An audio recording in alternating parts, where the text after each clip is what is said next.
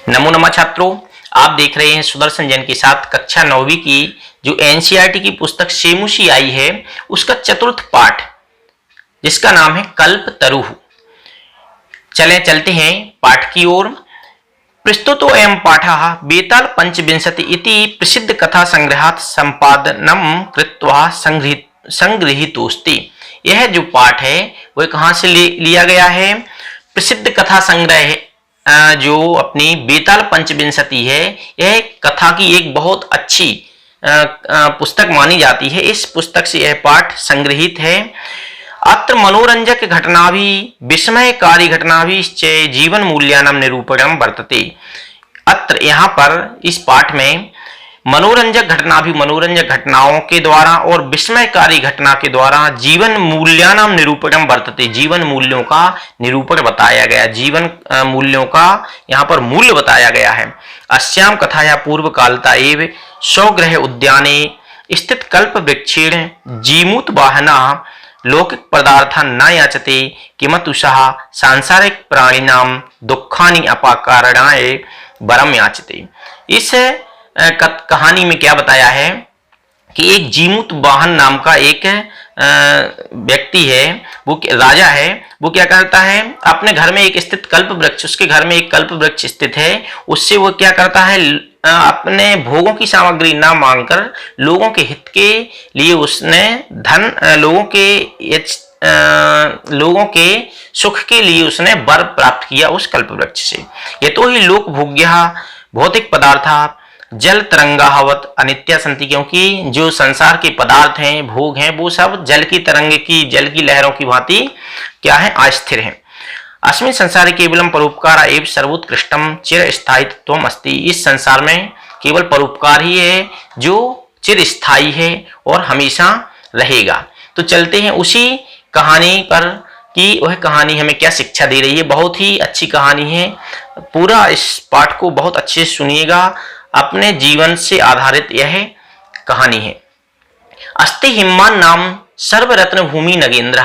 हिम्मान नाम अर्थात सर्वरत्न भूमि ही हिम्मान नाम नगेंद्र अस्ति। सर्व रत्नों की भूमि जो कही जाती है, ऐसा हिम्मान अर्थात हिमालय नाम का एक पर्वत है, हिम्मन नाम का एक पर्वत है। तस्य सानुपरि, तस्य मतलब उसके, सानु मतलब शिखर के ऊपर, विभाति कंचनपुर नाम नगरम, उसके ऊपर एक कंचनपुर नाम का नगर है, उसकी चोटी पर कंचनपुर नाम का नगर है। तत्र जीमूत केतु इति ही नाम श्रीमान विद्याधरपति वसति। इसमें वहां पर जीमूत केतु इति विद्याधर अधिपति वसति। इसमें उस पर जीमूत केतु नाम का एक विद्याधरों का राजा उस पे रहता था। तस्य गृह उद्याने कुल क्रमागतः कल्पतरु स्थितः। तस्य गृह उद्याने, उस राजा के घर में कुल क्रमागत अर्थात कुल परंपरा से आया हुआ एक कल्प वृक्ष स्थित मतलब है। सा राजा जीमूत केतु तम कल्प वृक्षम आराध्य तत्प्रसादात चे बोधिसत्वांश संभवम जीमूत वाहना नाम पुत्रम प्राप्नोत। अब क्या हुआ, तम कल्प वृक्षम, उस कल्प वृक्ष की आराध्य मतलब आराधना करके, पूजा करके, उसके प्रसाद के रूप में बोधिसत्वान संभवम अर्थात बोधिसत्व से जीमूत वाहनम नाम पुत्रम प्राप्नोत, अर्थात उसकी पूजा अर्चना करके क्या किया, जीमूत वाहन नाम का एक पुत्र प्राप्त किया। किसने? जो राजा था, विद्याधर था, उसने जीमूत केतु नाम का एक पुत्र प्राप्त किया। सा महान दानवीरा सर्वभूतानुकंपी चे अभवत। सा मतलब वह है जीमूत वाहन, महान दानवीर, बहुत ही बड़ा दानवीर, और भूतानुकंपी अर्थात प्राणियों पर, भूत मतलब प्राणी होता है, प्राणियों पर दया करने वाला था। अभवत मतलब हुआ। तस्य गुणैः प्रसन्नः सौ सचिवैश्च प्रेरिता राजा कालेन संप्राप्त यौवनम तम यौवन राज्याभिषिक्तवान। क्या हुआ, तस्य गुणैः प्रसन्न, उसके गुणों से प्रसन्न, उस जीमूत वाहन के गुणों से प्रसन्न होकर सचिव अर्थात मंत्री और राजा, मंत्रियों की प्रेरणा से राजा ने उसको युवावस्था में ही युव राज्याभिषिक्तवान अर्थात युवा अवस्था में ही उसका अभिषेक कर दिया, अर्थात राज्याभिषेक कर दिया। योवराज्ये स्थितः सः जीमूत वाहना कदाचित् हितैषिभिः पितृमन्त्रिभिः उक्तः युवराज यो अयं सर्वकामदः कल्पतरु तव उद्याने तिष्ठति सातौ सदा पूज्यः। क्या हुआ? युवराज्य स्थित है, अर्थात युवराज बन जाने के बाद, अभिषेक हो जाने के बाद, सा जीमूत वाहन कदाचित है, उस जीमूत वाहन से वाहन के कदाचित हितैषी, कुछ हितैषियों ने और मंत्रियों ने और पिता ने क्या कहा? युवराज यूयम सर्व कामदः कल्पतरु, युवराज यू अयम, जो अयम मतलब यह तुम्हारा, सर्व कामदा सभी इच्छाओं को पूरा करने वाला, कल्पतरु मतलब कल्प वृक्ष है। तव उद्याने तिष्ठति, आप तुम्हारे उद्यान में, तिष्ठति मतलब है सातौ सदा पूज्य, वह तुम्हारा हमेशा पूजनीय है। अस्मिन अनुकूले स्थिते शुक्रोपि नास्मान बाधितुम शक्नुयाति, इसके अनुकूल अर्थात इसके प्रसन्न रहने पर शुक्रोपि तुम्हारे लिए इंद्र भी, शुक्र मतलब इंद्र होता है, शक्र मतलब इंद्र होता है, वह भी कभी बाधितुम न शक्नुयात, अर्थात तुम्हारे लिए बाधा उत्पन्न नहीं कर सकता, तुम्हें कभी परेशान नहीं कर सकता। आकर्ण एतत् जीमूत वाहना अंतः अचिंत्यत, आकर्ण यह सब सुनकर जीमूत वाहन उनका पुत्र अर्थात वो राजा अंतः अचिंत्यत, अंदर ही अंदर सोचता है, अहुवत बहुत आश्चर्य की बात है, ईदृशम अमरम पादपम प्राप्यामि पूर्वै पुरुषै अस्माकं तादृशम किमपि नासादितम किंतु केवलम कश्चिद एव कृपणैः कश्चिदपि अर्थो अर्थिता। क्या बता रहे हैं? ईदृशम अमरम पादपम प्राप्यामि, इस अमर वृक्ष को पाकर पुरुषै अस्माकम, हमारे पूर्व पुरुषों ने तादृशम फलम किमपि न आसद्यम, वैसा कुछ फल प्राप्त नहीं किया। केवलम कहिचिद एव कृपणै, केवल कुछ ही, कृपणै मतलब गरीबों को, किश्चिद अपि अर्थो अर्थिता, कुछ ही पैसा मिला है, अर्थात कुछ ही फायदा उसका हुआ है, अर्थात ज्यादा किसी को कुछ फायदा नहीं हुआ। तद अहम अस्मात् मनोरथम इष्टम साधयामि, तो मैं इस कल्प वृक्ष से अपना मनोरथ अर्थात अपनी एक कामना पूरी करूंगा। इति मतलब इस प्रकार। एवं आलोच्य सः पितुः अंतिकम आगच्छत, एवं आलोच्य इस प्रकार बोलकर सः मतलब वह है जीमूत वाहन, पितुः अंतिक आगच्छत अर्थात पिता के अंदर, जो अंदर कक्ष में जो पिता थे उसके पास आगच्छत मतलब गया। आगत्य सा सुखम आसन्नम पितरम एकांति निवेदियत, आगत्य चे और वहां पर जाकर पहुंचकर सुखन्नम आसीत, सुख से बैठे हुए, पितरम एकांति निवेदत पिता से एकांत में, निवेदियत मतलब निवेदन करता है। क्या निवेदन करता है? तात त्वम तू जानसी एव यदस्मिन् संसार सागरे आशरीरम इदम सर्वम धनम बीचिवत चंचलम।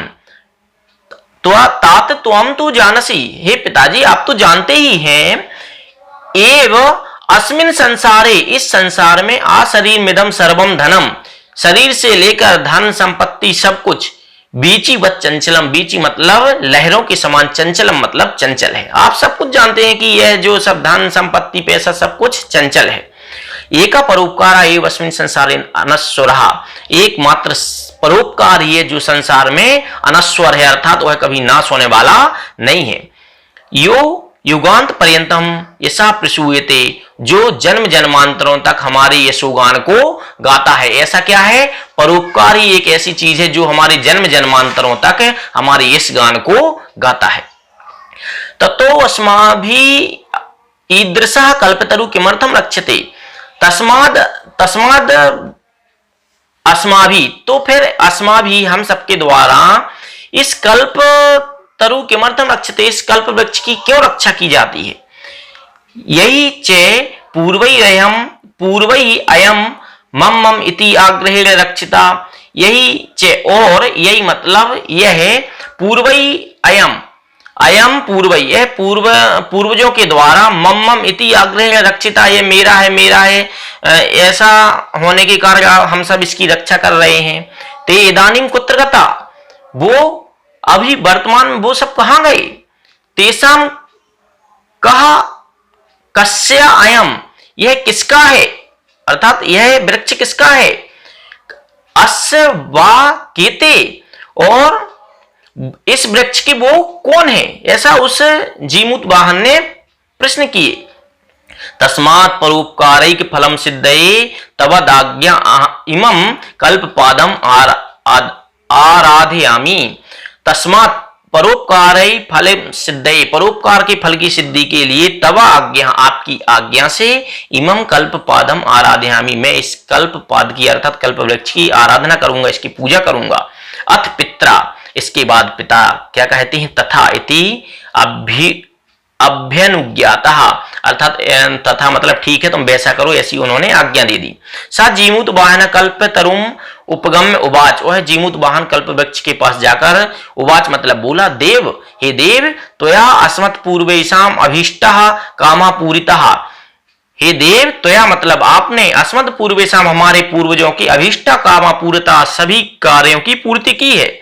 तन मम एकः कामा पूरा, कामम पूरे, तो आप मेरा भी एक कार्य पूरा कीजिए, या पूरा कीजिए। यथा पृथ्वीम अदरिद्राम पश्यामी, तो मेरा क्या काम है, पृथ्वीम अदरिद्राम पश्यामी, तो मैं, मेरी इच्छा है कि मैं पृथ्वी को अदरिद्री अर्थात गरीबों से रहित, दरिद्रता से रहित देखूं। तथा करो तू देव, हे देव, आप वैसा कीजिए। एवं वादभी जीमूत वाहने, इस प्रकार जीमूत वाहन ने ऐसा कल्पवृक्ष से कहा। त्यक्त त्वया ऐसा अहम यातोस्मि इति वाक् तस्मात् तरोः उद्भूत, अर्थात त्यक्त त्वया ऐसा अहम यतोस्मि, त्वया त्यक्त ऐसा,